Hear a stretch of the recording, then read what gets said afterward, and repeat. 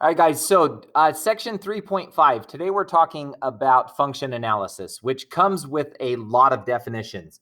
And I've already started recording this video like 3 times, and I keep getting hung up on trying to expand on these definitions. And I find myself just kind of repeating what I'm saying over and over again. So I'm going to go through these definitions, and I'm going to try really hard to give them to you in the simplest way that I can, and not elaborate more than is necessary. Okay, so the first thing that we're talking about today, and it's not necessarily a new term, but it's increasing and decreasing functions. So remember that a function is increasing as we go from left to right if it goes up, and a function is decreasing if it goes down. So that's nothing new. But what's new about the way we look at this in calculus is we can determine if a function is increasing or decreasing because it's all based on its slope.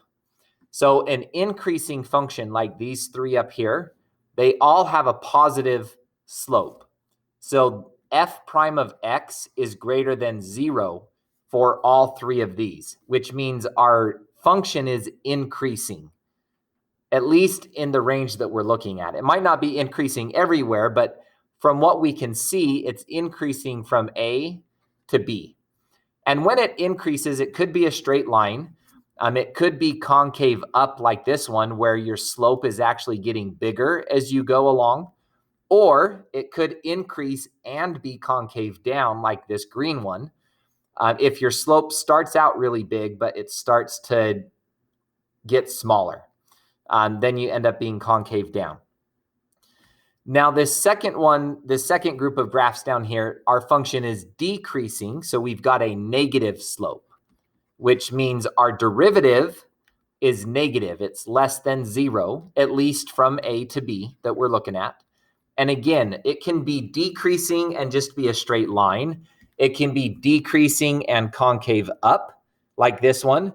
In this case, I have a really big negative number for my slope, and then as it levels out, it becomes less negative, and that makes it concave up. Concave down can also happen with a decreasing function.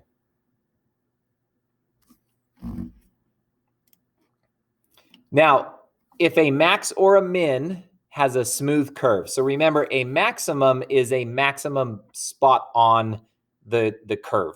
And so this graph right here on the left, right here is a maximum. At least we call that a relative maximum, because over here it gets bigger, but this is what we would call a maximum relative to that area, right? And then this one would be a minimum, and it can happen on a smooth curve. So it can happen when there is a derivative, or this one on the right, we still have a maximum, but this one is happening at a point that's not differentiable. Okay, at this maximum, at this extreme, it's not even differentiable, but it still occurs. It still can happen. So these points that we're looking at, these maximum and minimums, we call them relative extrema. Okay, so at a relative extrema, a function changes from increasing to decreasing, or the other way around, or it goes from decreasing to increasing. So right here, my function is increasing, and then I hit this point right here, and then I start decreasing. And then I hit this point and I start increasing again. Okay, so when I change from increasing to decreasing, that point right there, we call a relative extrema. And it could be a maximum or it could be a minimum. So these relative extrema, just a little bit finicky about the language, okay? Critical points are defined as the x values where this happens. So where f prime of x is equal to 0, or where f prime of x does not exist, these x values we call critical points. Okay? Relative extrema is kind of the y value at that point. So it's like saying, well, my critical value, my critical point on this graph, let's say that C is 4. My X value is 4. And let's say F of C is 2. Then you would say that your critical point is 4. Okay, but your relative extrema is 2. It just happens at the point 4. So these two a lot of times get used interchangeably, and I'm going to probably say it. What you need to be careful of is when you're doing the AP test and you know which one it wants you to find. I don't mind if you mix them up when you're using language in class, because really it's the same point. What we're talking about is this point right here. This point has the critical point value and the relative extrema value. So I don't worry about it as much in class, but be careful on the test that you know which one it's asking for. Okay, so when I'm looking at this critical value, and we've already found these, we know that our tangent line is horizontal right here. So those are the points where our f prime of x are equal to 0. So these critical values, they also happen, remember, when f prime of x does not exist, not just when it's 0. Kind of like this one right here. Our critical value, the derivative doesn't exist at that point, so that makes it a critical value. Okay, so if I am decreasing on the left, so if I have a negative derivative over here, if I have a negative derivative, and then I hit my critical value and I start increasing, and then I get a positive derivative, that means that this point is a minimum, which is kind of like no duh. If I'm decreasing and then I increase, that point is going to be a minimum. And the other way around, if I am increasing and I hit my critical value and I start decreasing, then at that point, I'm going to get a relative maximum. Okay, it may not be the maximum of my entire graph, but it's the relative maximum. And that's why it's called the relative extrema. It may not be the extreme maximum. It may not, it may not be the maximum of the whole graph. It's just the relative maximum in that area. Okay. So when we find these values, we're really interested in the critical values. And luckily, we've already been doing that. You've had practice finding that value when we do our tangent lines and things. Not only do we want to find that value, but we also want to know what's happening on the left and the right of that. And that's something that we call the first derivative test. So the first derivative test, well, obviously it uses the first derivative. And it helps us when we're looking for increase, decrease, and max and minimums. Okay, if we're looking for increases or decreases or maximum or minimums, you're going to be using the first derivative test. That's kind of what we're looking at. And what the first derivative test says, that if C is a critical number and F is continuous, then if F is differentiable on the interval, except maybe at that point, then we can classify the following. If f prime of x changes from a negative, so if I'm going negative and I change to a positive at C, then f of C is a relative minimum. If f prime of x changes from increasing to decreasing at that value, then that value is a maximum. Again, it's obvious. If my slope is increasing and then it goes down, I've got a maximum. If my derivative is negative and then it changes to positive, then I'm going up, and that's going to be a minimum. So again, I think that definition, sometimes if you just draw it, it's a little bit easier to recognize what's happening. If my slope is changing from positive, which means I'm going up, to negative, which means I'm going down, then even if you don't memorize that, looking at what I just drew, you should be able to figure out pretty quick that that means it's going to be a maximum. Okay, so establishing a point as a critical point. So these values that we find, these critical values, These critical points may or may not be an extrema. Just because it's a critical point doesn't mean it's necessarily a minimum or a maximum. So look at this first example.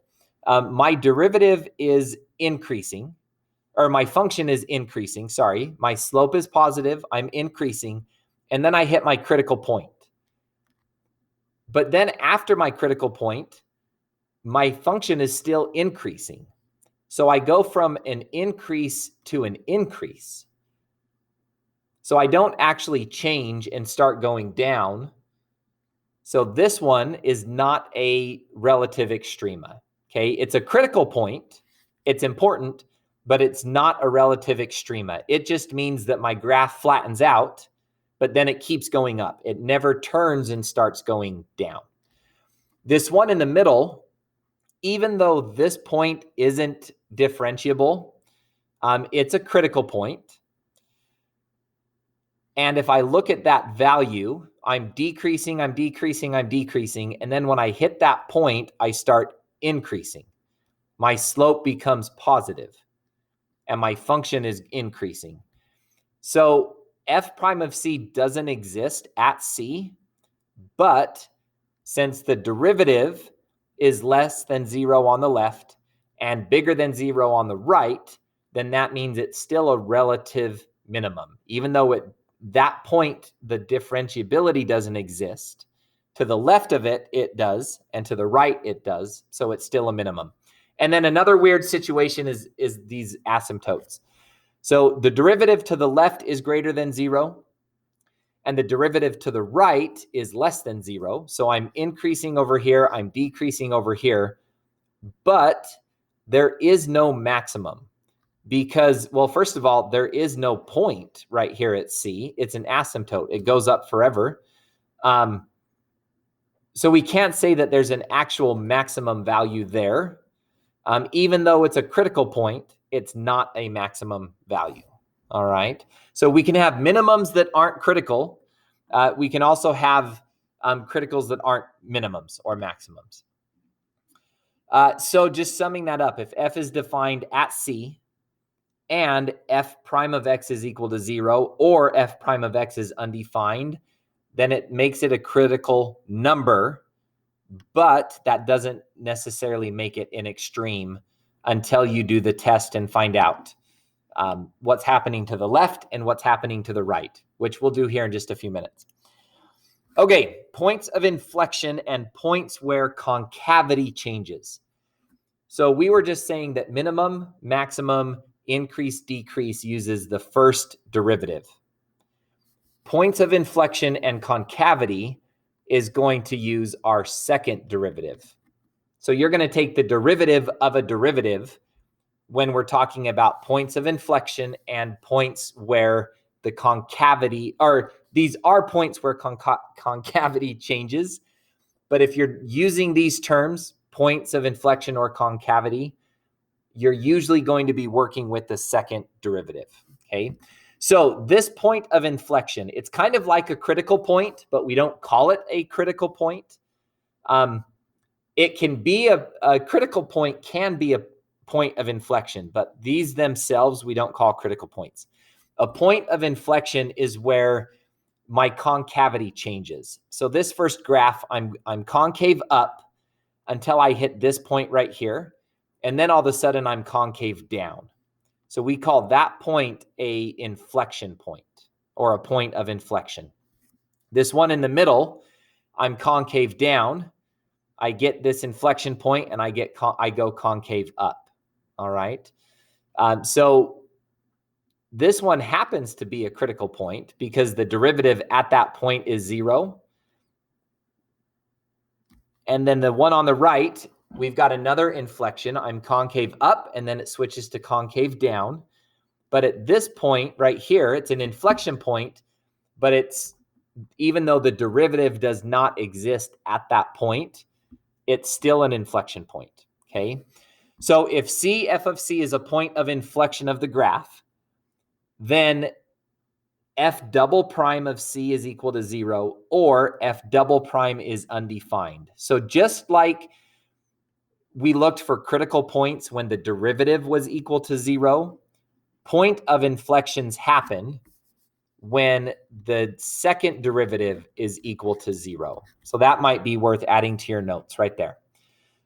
And just like we checked for increasing and decreasing, I can look to the left and to the right of my point of inflection. So if I look to the left of my point of inflection right here, I'm concave up. And that's going to happen.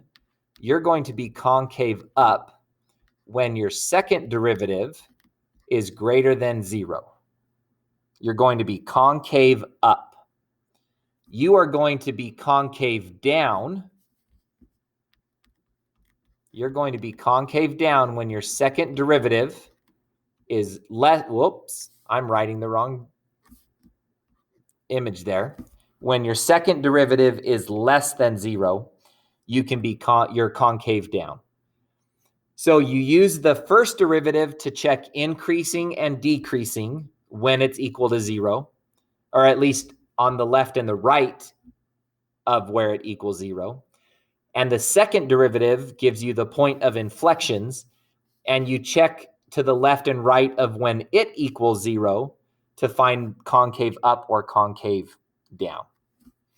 All right, so putting all of this messy jumble into some sort of math that we can use. It wants us to find all kinds of stuff. In fact, I'm going to probably start working up here a little bit. It says to determine the critical values, intervals of increasing and decreasing, intervals of concave up and concave down, relative extrema, inflection points, vertical asymptotes, if they exist, and our limits as we approach infinity of our function. So just a great big mess. So let's start with critical values. That one's pretty easy. So remember to find critical values and increasing and decreasing and relative extrema or max. Remember, this is max and min, our maximum and minimums. All of those use the first derivative. So I'm going to find f prime of x first. So the derivative of 1 is nothing. The derivative of 6x squared is 12x. And the derivative of negative 2x cubed is negative 6x squared. So I've got my derivative. That one wasn't too bad to find. And now I need to find my critical values. I want to set this equal to 0. So 0 is equal to 12x minus 6x squared. Now to get this solved for 0, there's a few different ways that you can do this. You can try using quadratic formula, factoring and all that. But the easiest way, let's just pull out a 6x. Because really, we just want to end up with two things that are multiplied to equal this. So we're going to factor out a 6x from both.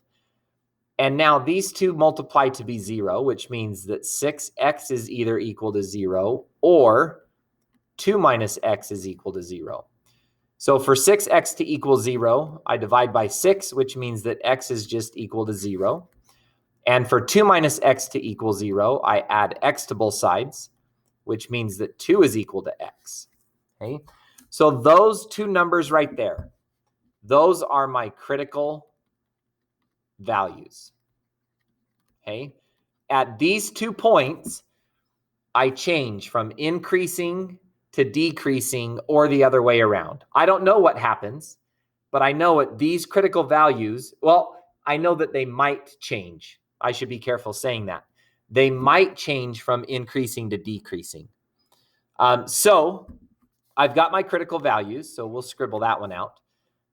Intervals of increasing and decreasing. So in order to find whether I'm increasing or decreasing, remember that if my derivative is negative, I'm increasing. Or sorry, if my derivative is negative, I'm decreasing. So if f prime of x is less than 0, I'm decreasing. If f prime of x is greater than 0, if my slope is bigger than 0, I'm increasing.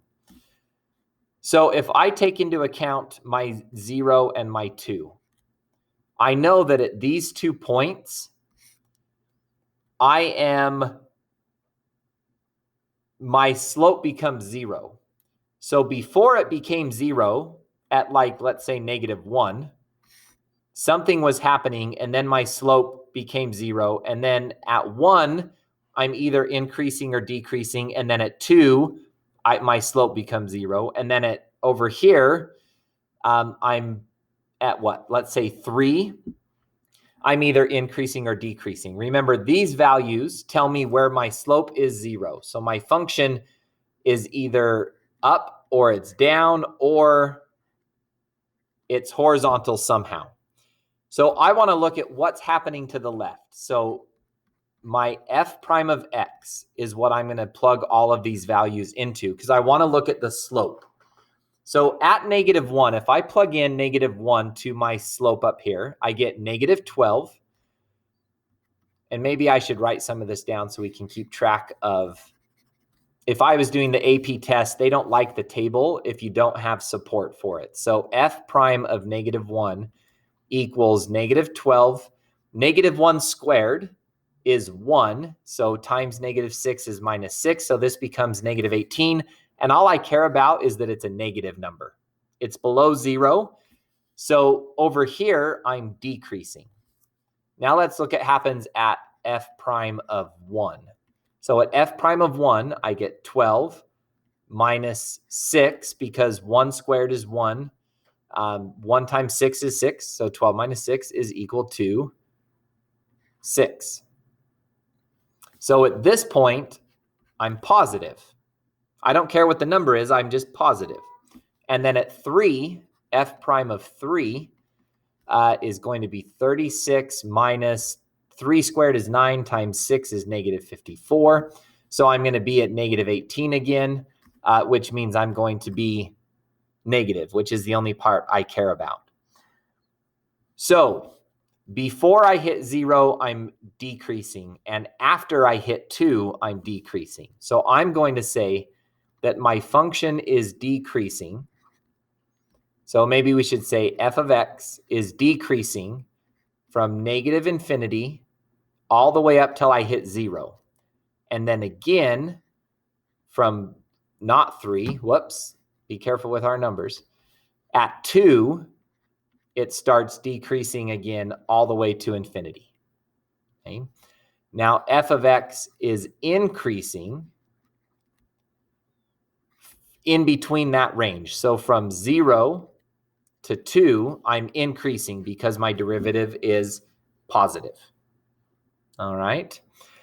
So I found where I'm increasing. I found where I'm decreasing. Intervals are concave up and concave down. Let's keep going. Relative extrema. That uses first derivative. These use my second derivative, so I'm going to postpone using that. Relative extrema gives me my max and my min. So to find out if something is a relative extrema, we just have to look at what's happening to the left and the right. Okay. So when I look at 0, that's my critical point.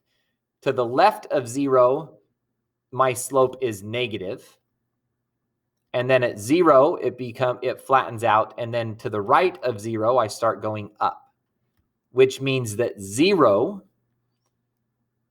is going to be the location of my minimum. So x equals 0 is where I have a minimum, but it's not my minimum. I need to plug my x into my function to figure out what my minimum actually is. I know it happens at 0. I have a relative minimum, but I need to plug in 0 and see what I get. So I've got to go back to my f function down here.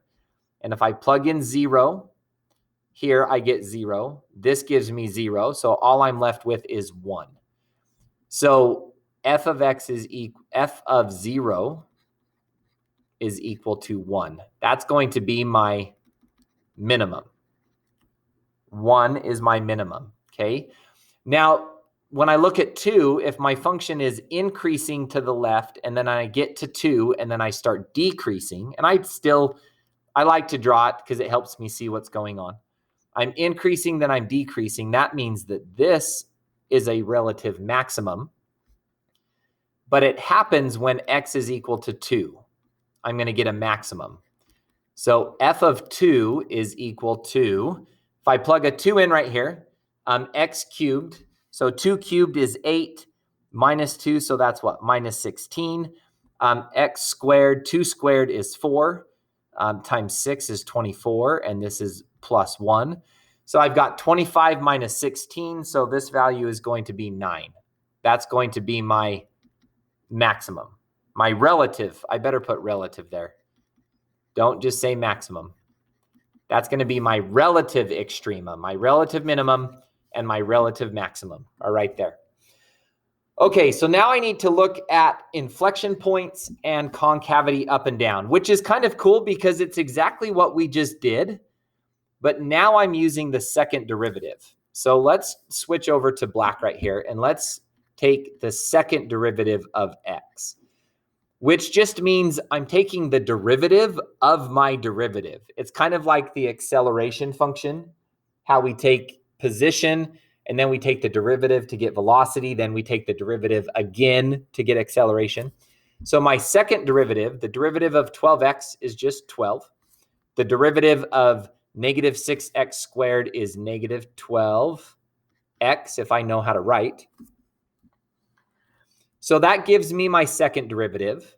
And I know that my inflection points happen when my second derivative is equal to 0. Okay, my inflections happen when it equals 0. So let's set this equal to 0. 12 minus 12x. So 12x equals 12. So when I divide by 12, x is equal to 1. So x is equal to 1 is my x value. It wants an inflection point. So that means I need to find f of 1, which, did I already find that? I haven't found it. Yes, I did. F of 1. Nope, that was f prime of 1. Dang it. All right, f of 1. If I plug in a 1 right here, this just is negative 2. So this is negative 2. If I plug in a 1, this is 6, and this is 1. So 7 minus 2. So f of 1 is 5. So I found my possible inflection point. And I should be careful how we say that. This is a possible inflection point at 1, 5. It could be. This could be a point of inflection. I don't know yet, because remember, to be a point of inflection, it has to change from concave up to concave down. And this inflection point, we saw examples where that didn't happen. We haven't seen that yet. So we've got to double check and make sure that our concavity actually changes. And not only that, we've got to make sure that that point actually exists on my graph, which we already did, right? 1, 5, we just found it. So we know that the point exists. It's 1, 5. So now let's just look at the concavity. So on the left, so I know that at this point, at what's my point? 1. This could be a point of inflection. So to the left of that at 0, and to the right of that point at 1, let's see what happens. Okay, so I'm plugging my values into f double prime, because remember, if f double prime is greater than 0, if f double prime is greater than 0, I'm concave up. If f double prime is less than 0, I'm concave down. So f double prime, let's plug 0 into that. So here's my f double prime right here. 12 minus 0 is just 12, which is a positive. So that means right here I'm concave up. And if I plug in a 2, negative 12 times 2 is negative 24. 12 minus 24 is negative 12. So that makes this a negative. So at this point 1, I go from being concave up to concave down. So it is a point of inflection. I know it exists. I checked that right here. And I know that the concavity actually changed. So point of inflection is 1,5. And again, it's a point, so you have to write the point. It's not a value, it's a point of inflection. So we got inflection done. Concave up and down. Well, that's easy. Here's my concave up. Here's my concave down, right? So I am concave up from negative infinity up until I hit, don't forget it's this value 1. And I am concave down from 1 up to infinity. That's what's happening on my graph. It's concave up until I hit 1, and then it becomes concave down. I don't know what's happening. Well, I kind of do. I've got some other answers over here, which we're going to start using and try to graph this here in just a minute. Vertical, let's see. We got concave up. We got concave down. We don't have any vertical asymptotes because this is just a regular polynomial. So we have no vertical asymptotes.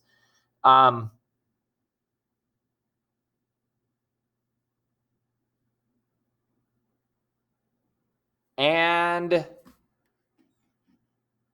let's look at what's going on. Okay, so as I am, this right here is a graph of it. And I could graph it on my calculator and show you what it looks like. But first, I want to try and take this information and just, I want to see if I can kind of roughly sketch what this is. This is actually what we're going to do on the next homework. But really quick, I know a few things are going to happen. I know at 0 and 2, I'm going to end up with horizontal, or sorry, at 0 and 2, I'm going to have some vertical, horizontal asymptotes, right? And I don't know which one's up or when, but I do know that 0 is a minimum. So I know right here is a minimum, and I know right here is a maximum. So if this is 0, this is 2. So I know I've got a minimum, so it's concave up. I know it's concave down right here. And I know at 1 is where that switches. I know that I'm concave down until I get to 1. And then my graph kind of flips and goes, I'm concave up until I get to 1. And man, that's just starting to look really messy right there. All right, so I know that at 0, I'm concave. That's a minimum, right? And then I'm going to be concave up until I hit 1. And then I start going concave down. And at 2, I get my maximum. So my graph is going to look something like that. I don't really know. I do know the values. I know that this value right here, I know that 0, 1 is my minimum, and I know that 2, 9 is my maximum. So I could even label these. We'll call this 1, and we'll call this 9. We never said it had to be to scale, but I know that that's where my min and my maximum are at. So if I graph this, I should see the same thing. 1 plus 6x squared minus 2x cubed. And when I hit graph, it looks like that they're just a lot more accurate when they graph theirs. So moving on, determine the critical values. We're going to do the same thing all over again, okay? Remember, critical values, and I'm going to leave the function down there so that we have some room to work. Critical values use the derivative, and they happen when my derivative is 0. Increasing and decreasing happens when my derivative is greater than 0 and when my derivative is less than 0. Concave up is when my second derivative is greater than 0, and concave down is when my second derivative is less than 0. My relative extrema happen at my critical values, so I'll use my derivative to check those. My inflection points happen when my second derivative is equal to 0. And my vertical asymptotes, we might actually have those on this one because we've got this funny thing going on the bottom. So checking this, first things first, derivative. F prime of x equals, now I've got x squared minus 4 on the bottom. So that means I'm going to have to do the quotient rule. So we're going to have a lot of simplifying to do on this one. So the derivative of the top, 2x, times the bottom, x squared minus 4, minus the derivative of the bottom, which is just 2x, multiplied by the top, which is x squared, all divided by the bottom, x squared minus 4 squared. So if I clean this up a little bit, 2x, if I just distribute that in, I get 2x cubed minus 8x. And then this negative 2x, if I distribute it, I get negative 2x cubed, which is nice because those are going to cancel. And then on the bottom, I still have x squared minus 4 squared. So f prime of x becomes negative 8x over x squared minus 4 in parentheses squared. So there's my derivative. Now I want to set that equal to 0 because I'm looking for my critical values. So 0 equals negative 8x over x squared minus 4 squared.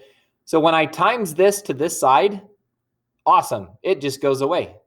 So I'm left with 0 equals negative 8x. And when I divide by negative 8, 0 is equal to x. So my only critical value, theoretically, is when x is equal to 0.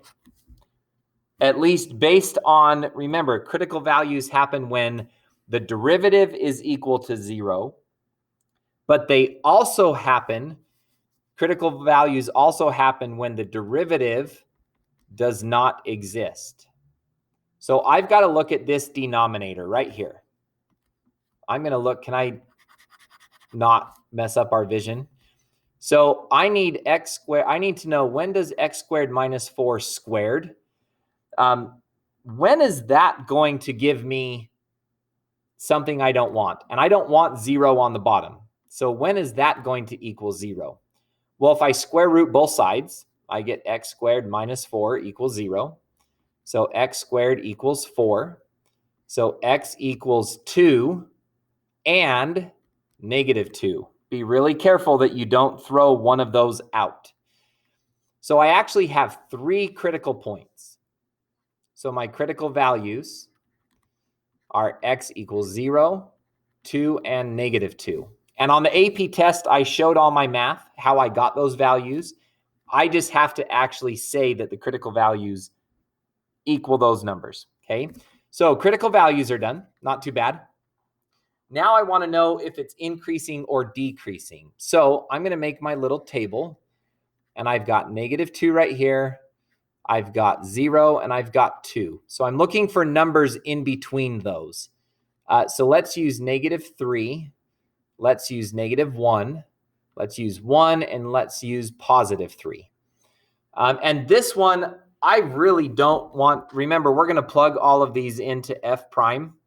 I really don't want to plug in negative 3, negative 1, 1, and 3 and do that 4 times. So I'm going to go ahead and we're going to cheat a little bit.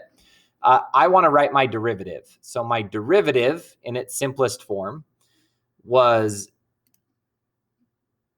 negative 8x. And on the bottom, I've got x squared minus 4 squared. So I could go ahead and plug all of these in, or I can look at my table and say, all right, table, what happens at negative 3? You're going to let me do it.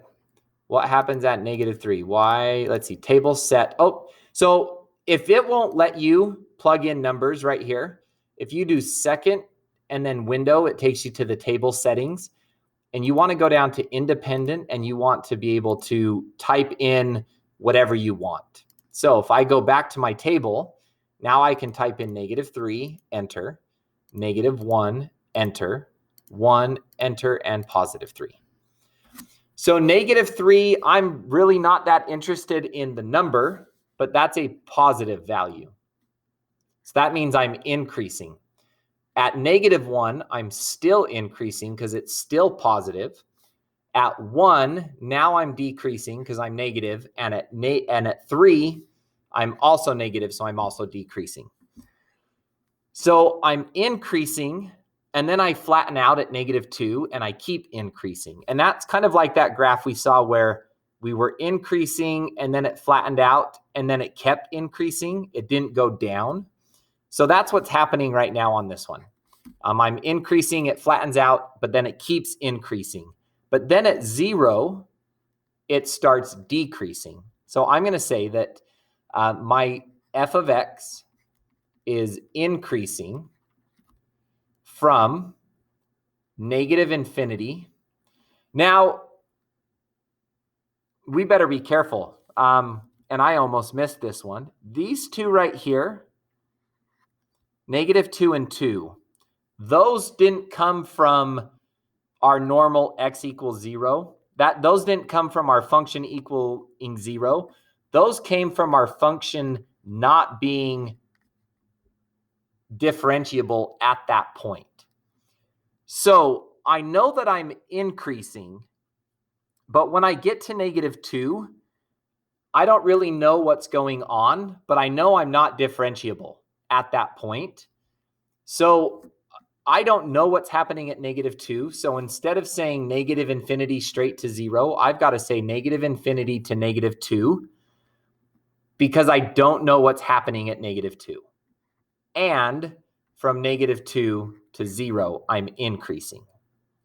Then I can say that f of x is decreasing, and we have to do the same thing. I'm decreasing from 0 to 2, but I don't know what's happening at 2. I just know that that's a critical value. So I've got to say that from 2 to infinity, I'm also decreasing. I just don't know what's happening right at 2. So be really careful when you fill this one out that you don't just say from 0 to infinity, because something's happening right there. It might be staying the same. It might be an asymptote, which this one is starting to look a little bit like it might be. But something is happening at that value that's messing up our increase and decrease. All right. So enough of that one. Increase, decrease is gone. Relative extrema. So -2, I'm at a positive and a positive on both sides. So it is not a minimum or a maximum. 2 is negative and negative on both sides. So it's not a minimum or maximum. But at 0, I'm going from increasing, then I get to 0 and I start decreasing, which makes 0 a maximum.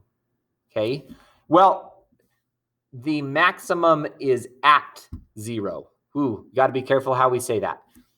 The maximum happens at 0. So at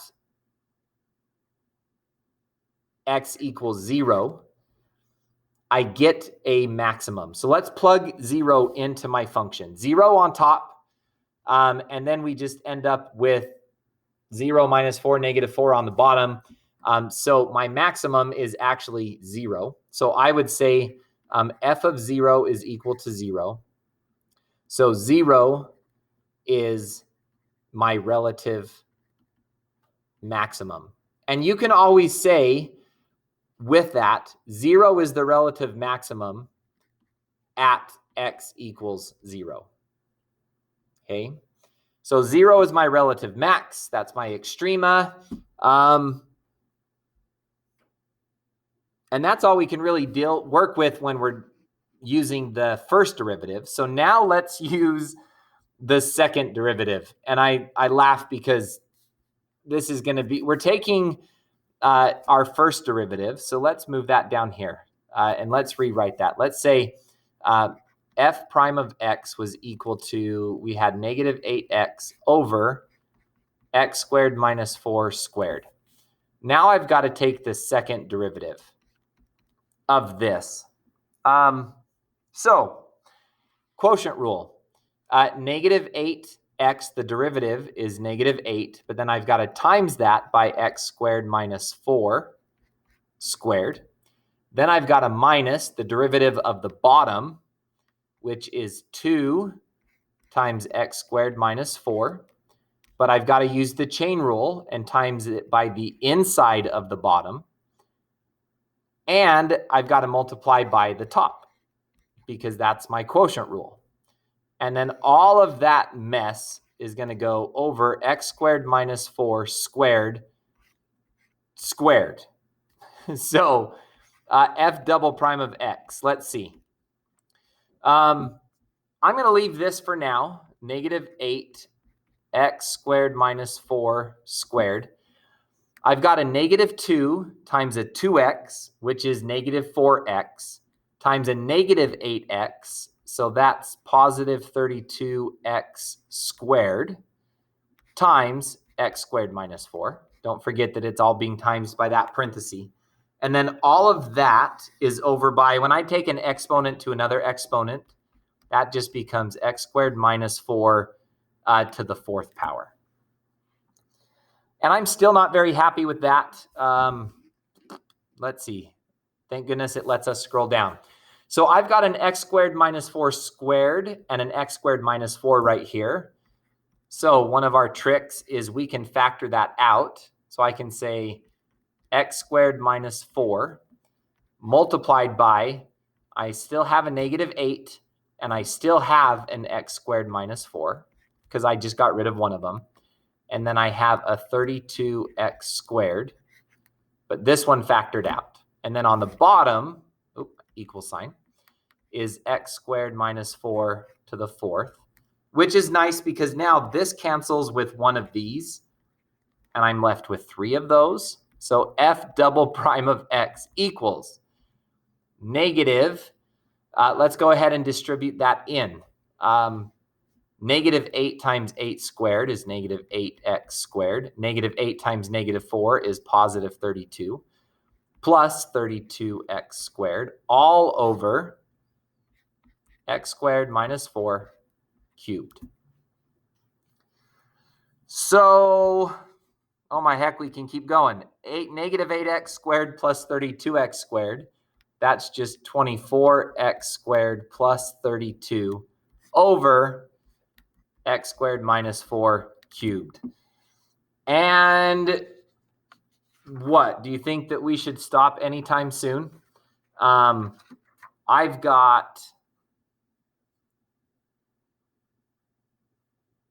think that's a good spot. I mean, I'd love to say that we can do more, but I think that's a good stopping point. So in order to find my inflection points, this has to equal 0. And I know I could factor some stuff out right now, but if this is equal to 0, so we're going to say 0 equals 24x squared plus 32, all divided by x squared minus 4 cubed. If this is equal to 0, when I times the bottom over to this side, it goes away. So 0 equals 24x squared plus 32. So I've got a minus 32, minus 32. So negative 32 equals 24x squared, divide by 24, divide by 24. Now I end up with negative 4/3 equals x squared. And that causes a little bit of grief because I can't take the square root of a negative, right? That's going to cause me some issues. These are imaginary solutions. So these ones are never going to cross the x, which means I don't have to worry about those points. But here's where we're going to forget is we aren't only interested in, and I should have written this up here, inflection points where f double prime of x equals 0 or f double prime of x does not exist. So it does not ever equal 0 because those, well, it does in the imaginary world, but I don't have to worry about that. All I have to worry about is what happens when the bottom is undefined. What happens when the bottom causes this to be undefined? So that means what happens when x squared minus 4 to the 3rd is equal to 0? Well, when I cube root both sides, x squared minus 4 is equal to 0 still. I just took the cube root. Cube root of 0 is 0. So that means x squared equals 4, which means that x equals 2 and negative 2. So these are the only possible inflection points. We don't know if they are yet, but they could possibly be inflection points. Or they could be the x values for our inflection points. So first thing I'm going to do, I want to plug them in because I don't want to worry about concave up, concave down if I don't have to. So let's just plug these into our original function and see if they even exist. Because I have a feeling, yep, look at my function. F of x equals x squared over x squared minus 4. If I plug in a 2, my bottom becomes 0. So it's undefined. If I plug in a negative 2, my bottom becomes 0 and it's undefined. So these two values right here, even though they could possibly be inflection points, they don't exist, which kind of goes on to tell us that we're probably looking at asymptotes, right? Because they could be inflection points. And in fact, if I look at, this is kind of fun to do. If you look at what happens, let's look at what happens before negative 2, between those values. So let's check what happens at negative 3. Let's check it what happens at 0. And let's see what happens at 3. Okay. So if I plug in a negative 3, where is my function? Right here. If I plug in a negative, I should label things better. Wow. If I plug a negative 3 into that, I don't even want to. I'm going to do it up here. If I plug in negative 3, so let's see, 24 x squared plus 32. Then on the bottom, x squared minus 4, close, raised to the third. Okay, so when I graph that, there's what my graph looks like. Oh, wait, you're not supposed to see that yet. If I plug in negative 3, I get a negative. Okay, so my f double prime of x is a negative. If I plug in a 0, then I get a, oh, sorry. If I plug in a negative 3, I get a positive value.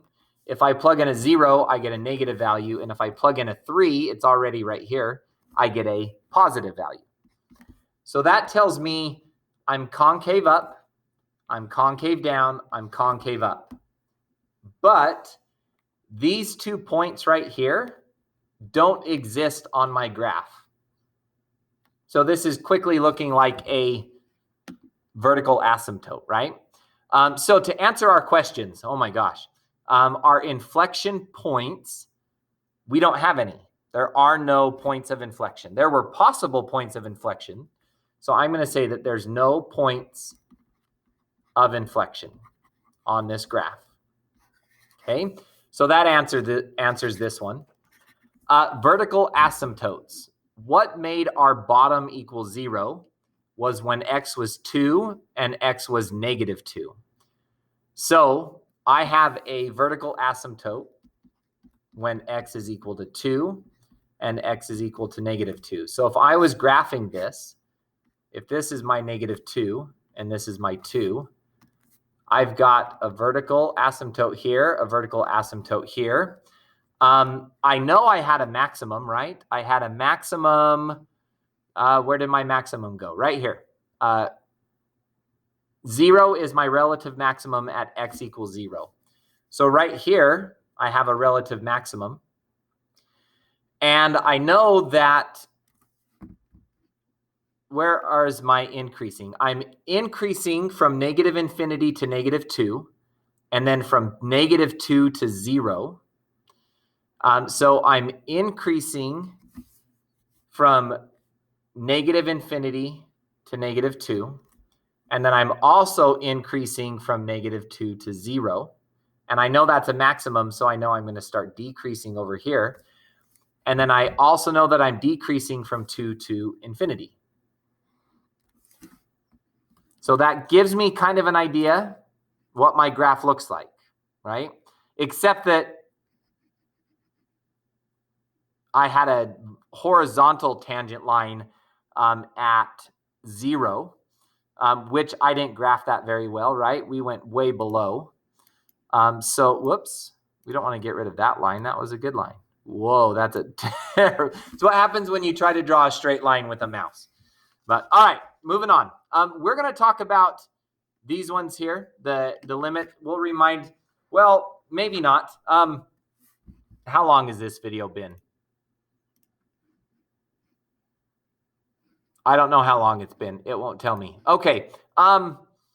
Remember when we clear back in our first, and we're not even going to look at this right now. Clear back in our first, one of our first units, we talked about top heavy and bottom heavy. We said if a function is top heavy and if a function is bottom heavy, and then we said what happens if a function is, if the top and the bottom are equal. So this was basically when you had like x cubed over x. Then as you went to infinity, this went to infinity. If it was bottom heavy, so you had x over x cubed, as you went to infinity, this went to 0 because the bottom got really big. If they were equal to each other, then you took the leading coefficient of your largest power, term. And that would be your, so if you had like x cubed, let's say 2x cubed over 4x cubed, then your limit would be 2 over 4, which is a half. Okay, well, look at this one. As I go to infinity, and this kind of would have helped us with our asymptote, right?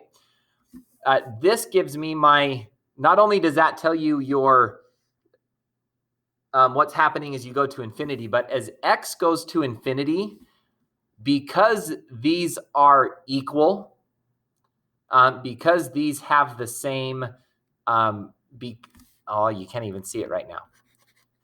So when I look at this right now, my leading coefficient is a 1. My leading coefficient is a 1. So that means that at 1, I'm going to have that horizontal asymptote, which is what I'm going to approach. And we'll expand on that in class. We'll kind of cover that a little bit better.